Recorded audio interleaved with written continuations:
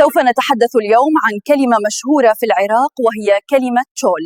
تابع معنا لترى هل كنت تعرفها من قبل. تشول في اللهجة العراقية يعني البر المفتوح، أرض واسعة خارج المدن بعيدة عن العمران والخدمات والسكن. حين يقول العراقي ذهبت إلى تشول فهو يقصد الخروج إلى البر خارج حدود المدينة والقرى المأهولة. تشول يصف الأراضي المفتوحة التي لا توجد فيها بيوت أو أسواق أو طرق منظمة أو خدمات بلدية. في السفر بين المحافظات العراقية يمر المسافر بمناطق تشول شاسعة تمتد على جانبي الطرق السريعة. التشول ليس حياً سكنياً ولا منطقة زراعية منظمة، بل أرض طبيعية مفتوحة بلا تنظيم عمراني. يستخدم العراقيون كلمة تشول لوصف الصحراء أو السهول أو الأراضي الفارغة خارج المدن.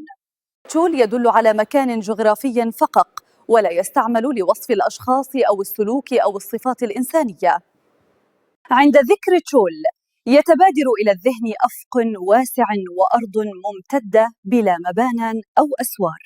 التشول مصطلح شائع في الحديث اليومي العراقي، مرتبط بالمكان أكثر من الزمن أو النشاط. إذا قيل أن الأرض تشول فالمعنى أنها خارج التخطيط الحضري وغير مخصصة للسكن. التشول في اللهجة العراقية يختلف عن الحديقة أو المزرعة، لأنه أرض خام غير مزروعة وغير منظمة. في الشتاء يتحول التشول إلى طين، وفي الصيف يتحول إلى غبار والحرارة. هذه هي اللهجة العراقية الجميلة.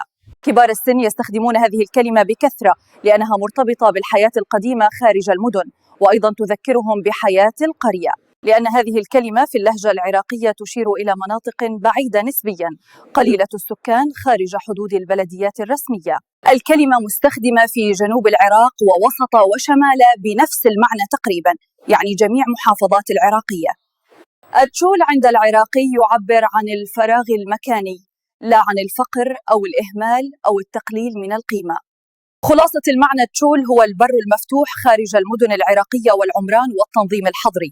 انتظروا كلمات جديدة، في أمان الله.